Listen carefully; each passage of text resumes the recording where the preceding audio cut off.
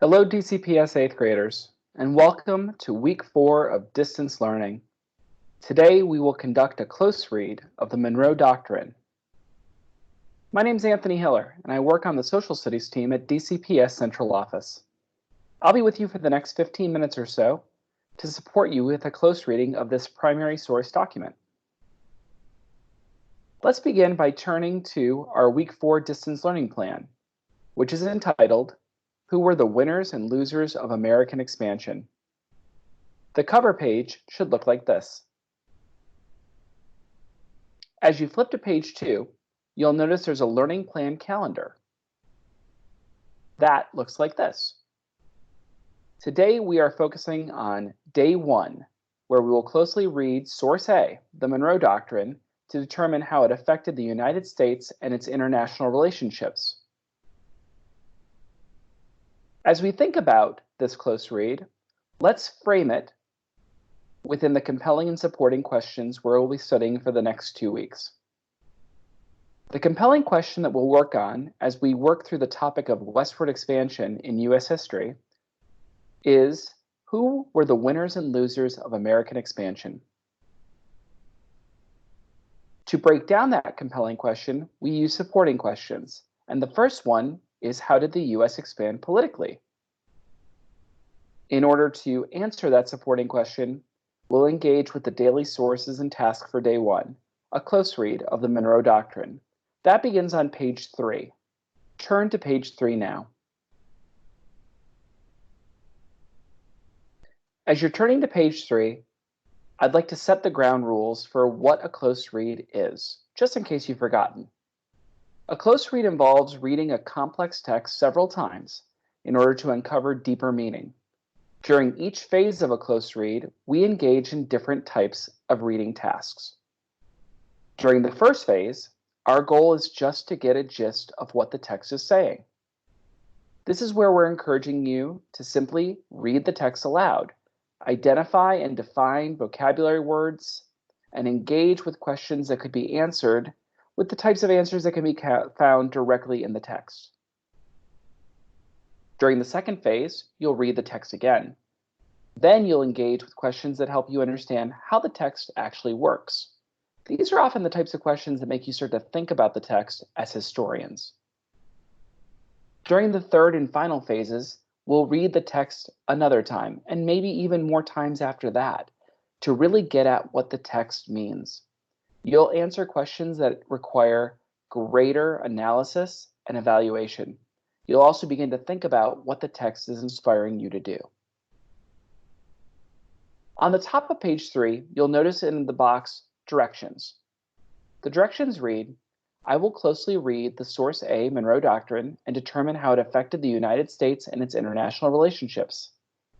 We'll begin by reading the source context and the text aloud, and answering the phase 1 and 2 questions. After, read the text again and respond to the phase 3 and 4 questions. Notice that I put some of the directions in red, and I've placed some of the directions in blue. This video that I'm conducting with you now is here to support you with the red directions, reading the source context and the text aloud. I'll also provide you some help with vocabulary and the trickiest parts of the passage. You will be independently answering the phase 1 and 2 questions, and then reading the text aloud again and responding to the phase 3 and 4 questions. That all occurs independently after the video, the blue directions.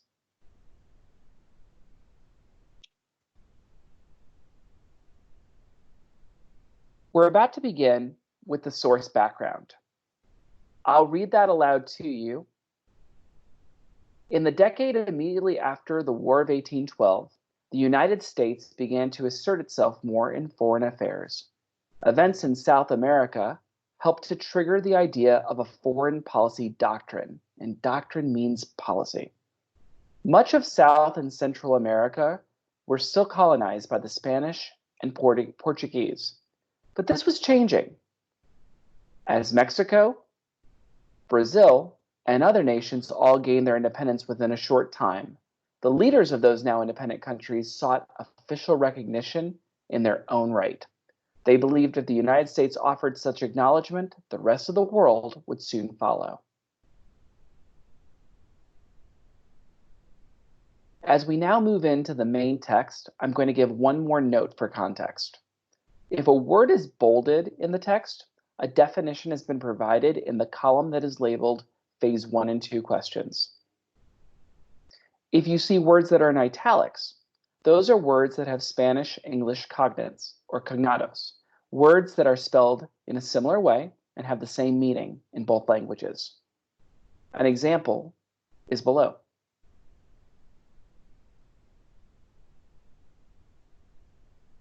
Let's begin the text by reading the article title. The Monroe Doctrine was expressed during President Monroe's 7th annual message to Congress, December 2nd, 1823. I'll now begin reading the text. Real quickly, I have chosen this image to help illustrate the text. This is President Monroe talking to congressional leaders about the Monroe Doctrine. You'll notice he's standing in front of a globe, and on the wall behind him is a map of the United States, showing some of the territorial expansion the country was engaged in. Let's begin the text. In the discussions to which this interest has given the rise, and in the arrangements by which they may terminate the occasions, has been judged proper for asserting, as a principle in which the rights and the interests of the United States are involved, that the American continents, by free and independent condition which they have assumed and maintain, are henceforth not to be considered as subjects for future colonization by any European powers. Henceforth meaning from this time forward. The citizens of the United States cherish sentiments that the most friendly in favor of the liberty and happiness of their fellow men on that side of the Atlantic. In the wars of European powers, in matters relating to themselves, which we have never taken any part, nor does it comport with our policy to do so. Comport means align with their policy to do so. Next paragraph. It is only when our rights are invaded or seriously menaced that we resent injuries or make preparation for our defense. Next paragraph. With the movements in this hemisphere, we are of necessity more immediately connected, and by causes which must be obvious to all enlightened and impartial observers. The political system of the Allied powers is essentially different in this respect from that of America. This difference proceeds from which exists in their respective governments, and to the defense of our own, which has been achieved by the loss of so much blood and treasure, and matured by the wisdom of their most enlightened citizens, and under which we have enjoyed unexampled felicity. This whole nation is devoted. We owe it, therefore, to candor and to the amicable relations existing between the United States and those powers to declare that we should consider any attempt on their, meaning the European nations, part to extend their system to any portion of this Western Hemisphere as dangerous to our peace and safety. With the existing colonies or dependencies of the European power, we have not interfered and shall not interfere. But with the governments who have declared their independence and maintain it, and whose independence we have, on great consideration and on just principles acknowledged, we could not view any interposition for the purpose of oppressing them or controlling in any other manner their destiny by any European power in any other light than as the manifestation of an unfriendly disposition toward the United States. It is impossible that the Allied European powers should extend their political system to any portion of either continent within the Western Hemisphere without endangering our peace and happiness. Nor can anyone believe that our southern brethren, if left to themselves, would adopt it of their own accord. It is equally impossible, therefore, that we should behold such interposition in any form with indifference.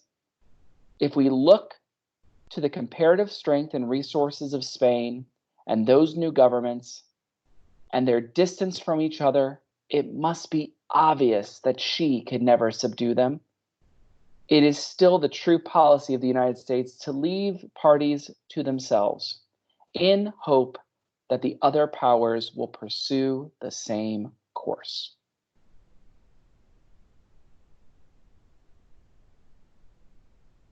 Think about what President Monroe is saying about what the European powers were trying to do in Central and South America and what the US was, in many ways, strongly suggesting they should not do. Read the text again and complete the phase 1 and 2 questions. Then read the text another time and begin the phase 3 and 4 questions. At the very end, on page 5, you'll be able to complete a summary of the main ideas of this text, and you'll answer the question, how does this text, the Monroe Doctrine, connect to the supporting question?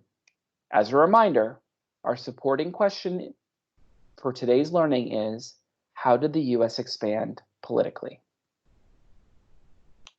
Thanks so much for watching this first phase of the close read of the Monroe Doctrine. We look forward to seeing all of your great work in weeks 4 and 5 of distance learning.